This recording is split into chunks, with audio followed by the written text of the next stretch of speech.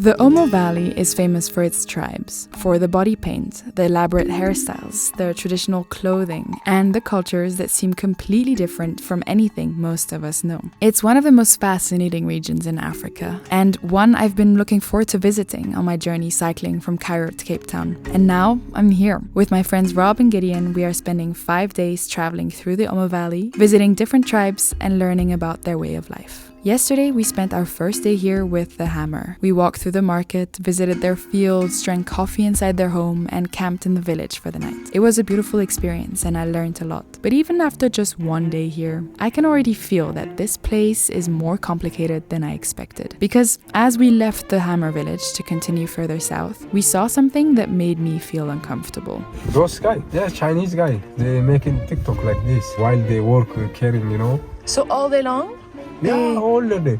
All the day they follow them like this. For how long? How many days? For all the day, 1 month. 1 month? Yeah. Non-stop? Non-stop, yeah. It's disturbing them, no? In their work? Yeah, it's annoying, That made me think, because I'm also here with the camera. I'm also here to tell a story. And I know my intentions. I want to learn and I want to document life here in a respectful way. But how do I make that come across to the people I'm visiting? I think about this on our drive south. Today we are visiting the Daasanach, one of the southernmost tribes in Ethiopia. And tomorrow we're going to visit the Karo. I'm excited for the next 24 hours. I don't really know what to expect, but I have a feeling it will be very memorable. Welcome back to Project Africa. From the Hammer village, we drive south, almost to the border with Kenya and South Sudan, to a place called Omo River, right by the banks of the Omo River. We spot some monkeys in the trees before meeting our Daasanach guide, Ari, who immediately tells us to hop on a boat. It's very stable, whoa! It feels more stable than an actual canoe. Really? Yeah, I feel... Look, you're swinging, nothing happens. What kind of tree is this? Fig tree. Fig tree? Do they eat figs here? The fruit, yeah. The fruits, yeah? Yeah. Oh, I've never seen it in the market. It's a sweet. Yeah, very sweet. We're crossing the river in a canoe to head to the next tribe. Getting a free shower today, which is excellent after a night of camping.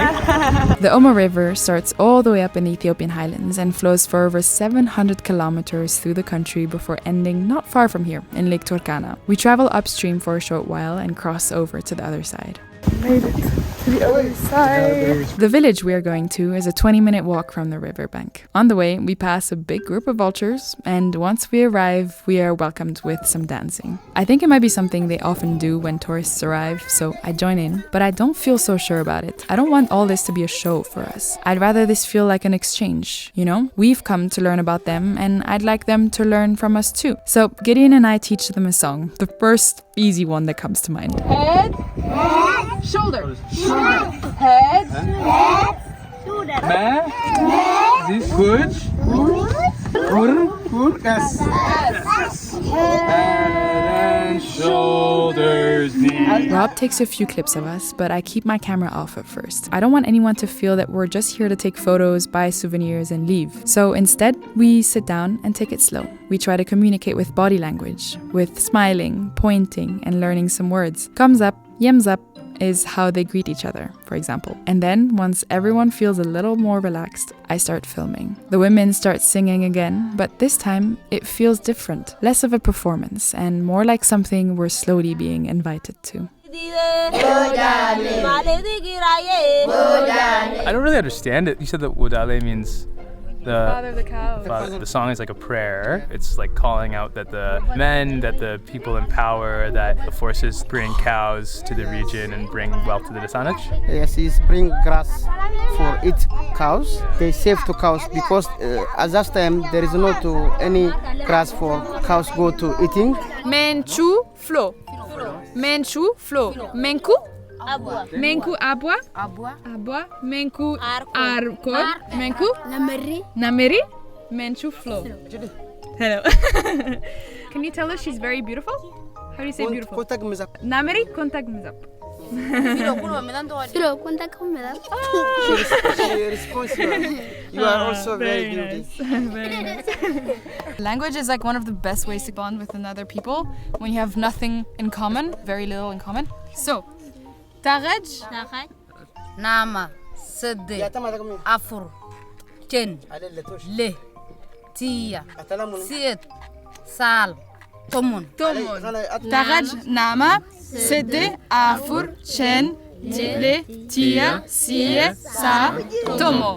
Tomo. Tomo. Tomo is like this. In our tribe, two type of counted. Only one.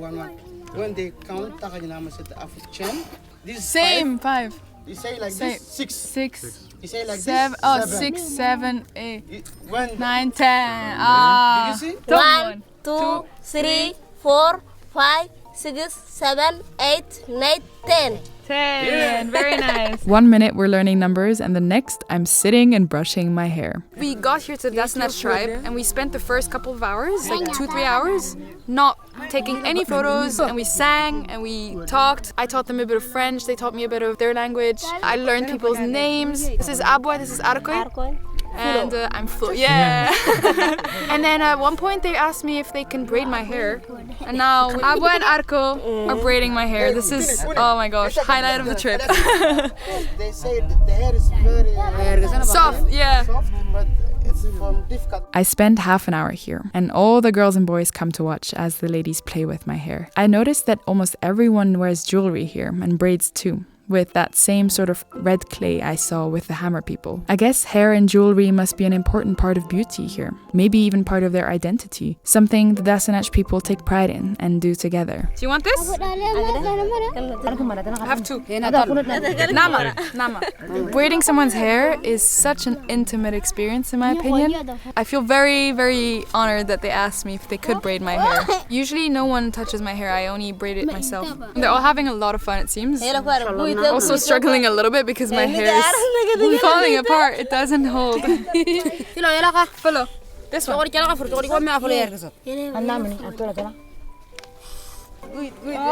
I have the In the same. middle of our tribe, they make it like this. The woman is, it will be children. Children. She will be making this. Very nice. Thank you.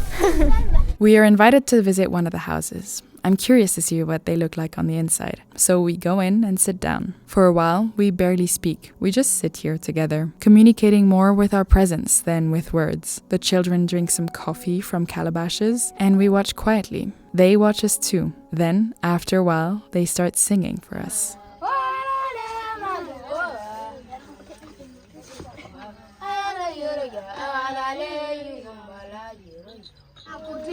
Naguting Iyongo Iyonga Silide Silide Mare Warehe Uwe Abolo Naguting Iyongo Iyonga Silide. We set up our tents for tonight and spend the rest of the afternoon walking around the village, just watching life unfold. The cattle are brought back home. The women cut some firewood, and one of them grinds sorghum seeds into a fine powder, almost like a flour.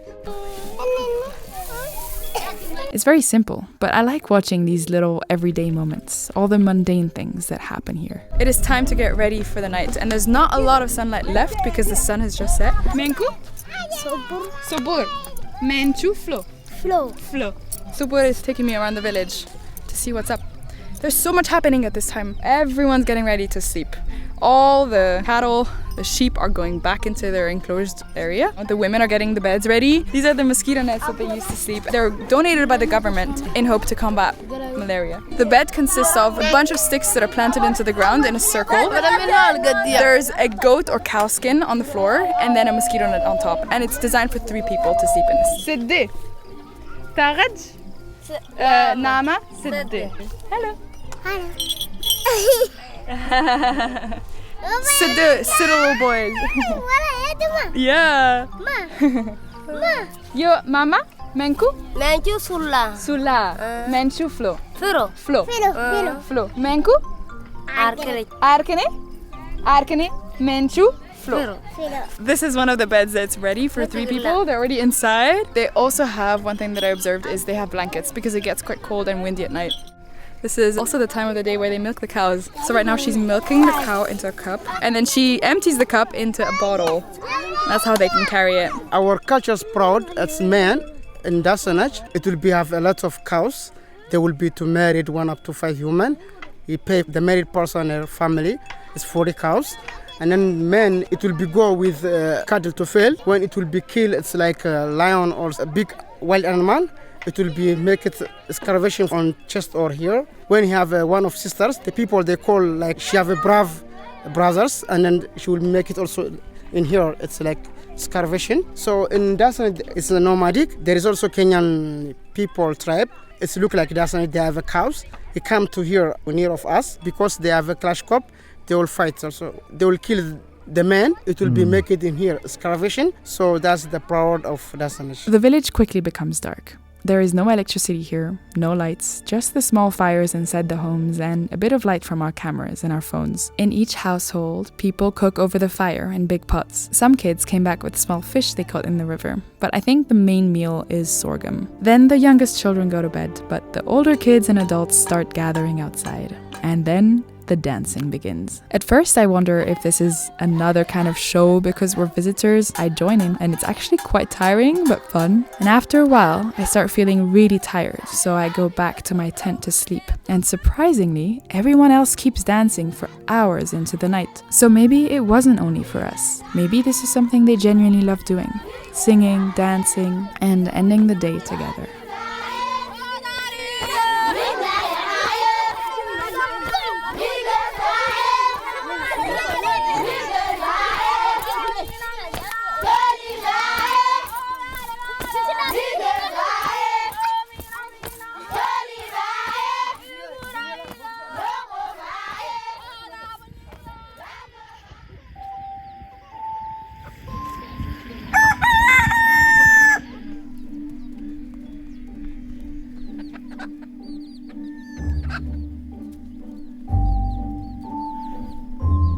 Good morning, everyone. What a fun night that was yesterday. I still haven't even had the time to process yet. Third day in the Omo Valley. The village is just waking up. Packed up my tent and everything. And oh, hello there. Menkuna? Danabo. Danabo. This is Danabo? Danabo? Menchu Flo. Danabo is here. She's been observing every step I made since I woke up and started packing up my tent and everything. I think we're gonna walk around the village and just see what everyone is up to in the morning. The sun is just rising and it's getting hot already. I can feel the heat coming out. All the animals are up. Roosters, the cows, the donkeys, the chickens, the dogs. Everyone is up already. And that's exactly what village or farm life, I guess, is like. When you have animals to take care of, even if you go to bed late, you have to wake up early because you have to take care of the animals. And Daasanach people are pastoral. No, they're semi-pastoral actually. They also cultivate land and grow sorghum and maize, etc. But they have a lot of animals to take care of. Mama goat is being milked right now. Or trying to be milked, actually. It's a bit of a struggle because of the baby goats.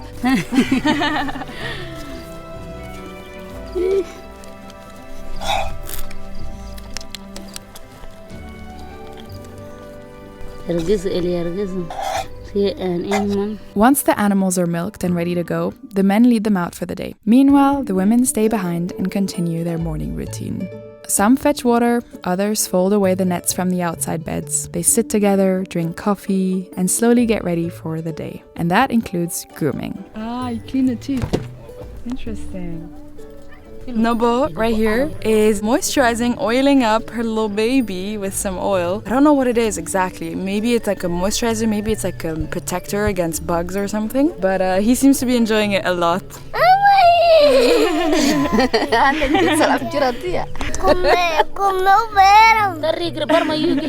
Actually, more people are getting morning massages. I think that should be a thing, a morning massage. One of the things that I've noticed with the Daasanach tribe is that they're very open, they're very responsive. The Hammer tribe, which we were staying with yesterday, were very shy, a bit more reserved, more quiet and observant. But the Daasanach are more outgoing, and I wonder why. I wonder if it's because they are a tribe that lives on a border, because part of the Daasanach people live on the Ethiopian side and the other part live on the Kenyan side. So maybe that's a reason why. From my observation, usually people who live on borders are people that are very used to a lot of exchange, a lot of people coming in and out, themselves going in and out, and so they are used to seeing people from a different language or culture. I'm gonna try to describe the houses a little bit. So here in the Daasanach tribe, the houses are built differently than in the Hammer tribe that we saw yesterday. Obviously there's a base of wood, but they're more in a dome shape than a permanent house. I think it's because the houses move a lot, or they build them again over and over, so it's semi-permanent. But yeah, the houses are in a dome shape. Instead of grass, they use goat skins or cow skins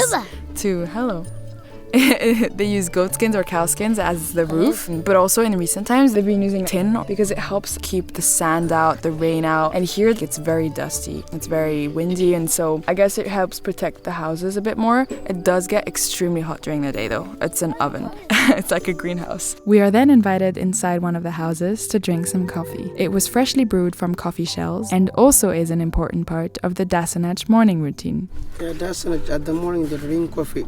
Actually, when they drink coffee, it doesn't use any food. They spend up to 4 or 5 times. After that, when they will be eaten.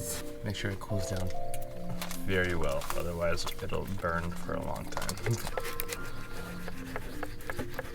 It's good that the calabash is big enough for you to do this. If you do it in a mug, it'll just spill.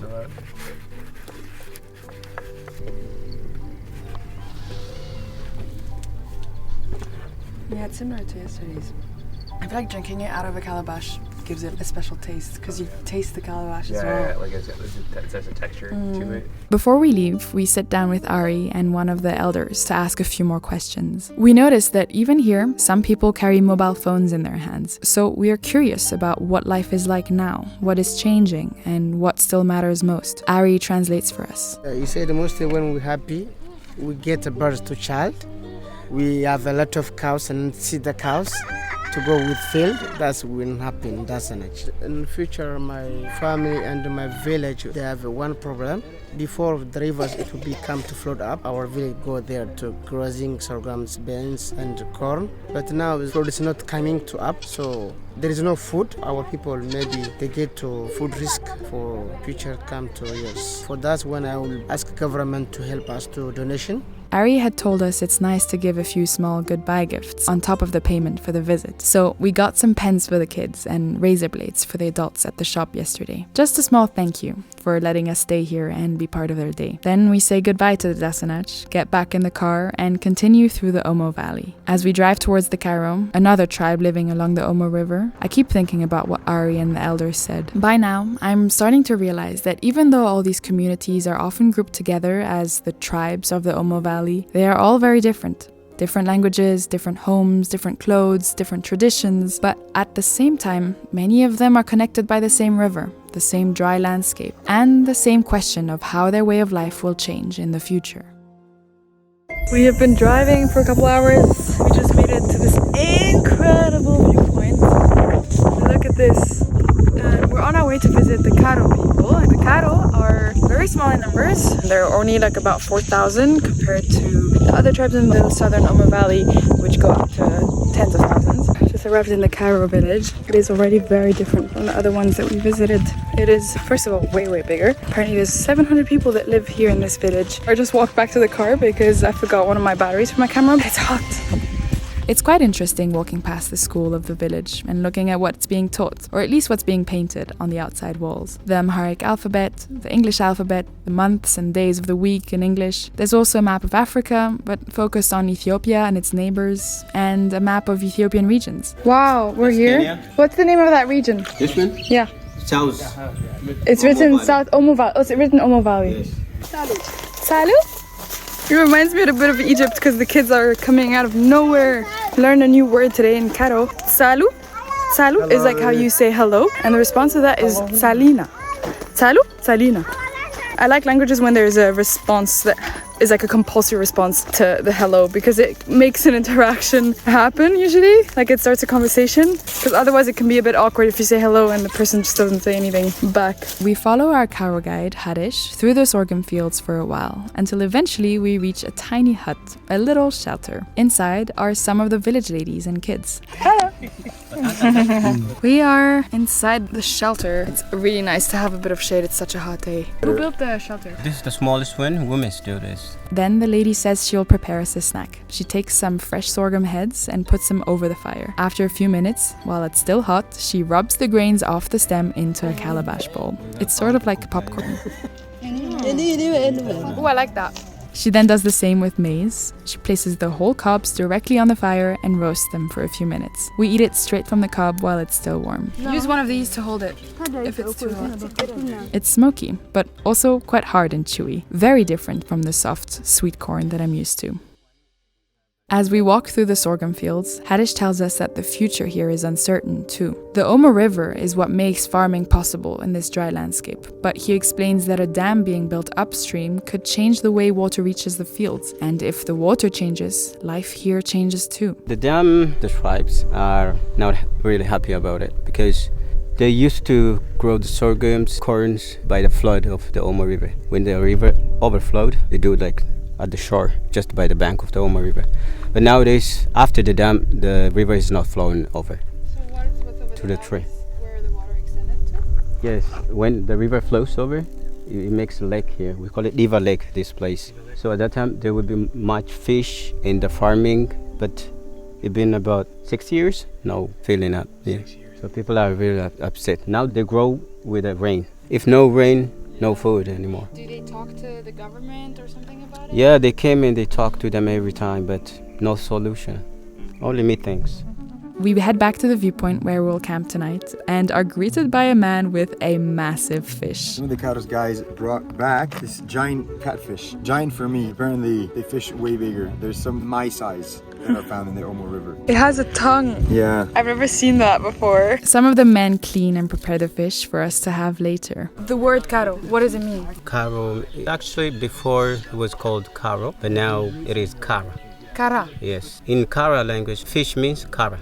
Kara? Yeah. So you say Kara and Kara. we are the fish people. Kara. Yeah, we're fish. We love fish. You love fish. Yeah, we fish. I love fish. Yeah. You are lucky and you're going to have fish tonight. Yeah, when we arrived, you were like, maybe they're lucky, maybe they're not. And we were very lucky. Lucky. Amazing. And the fish came from the river of the Omo.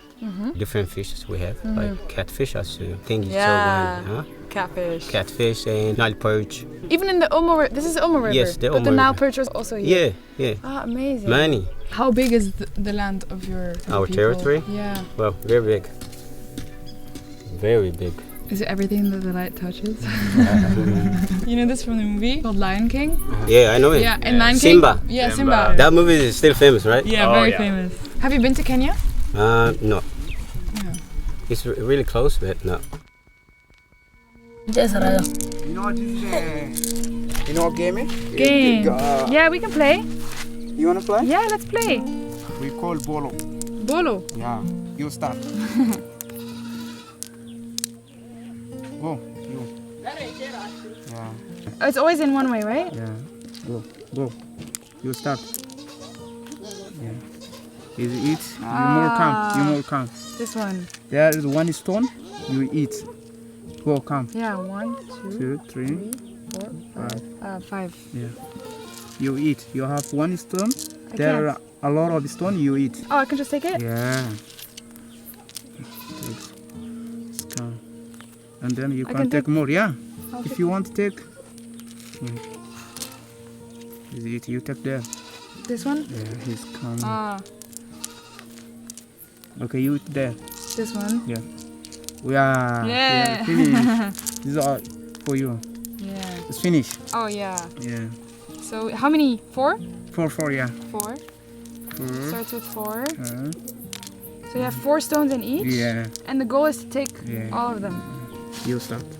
Start. Here.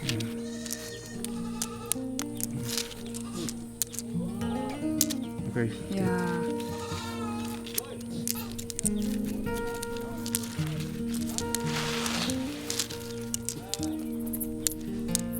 Okay, you take- Yeah.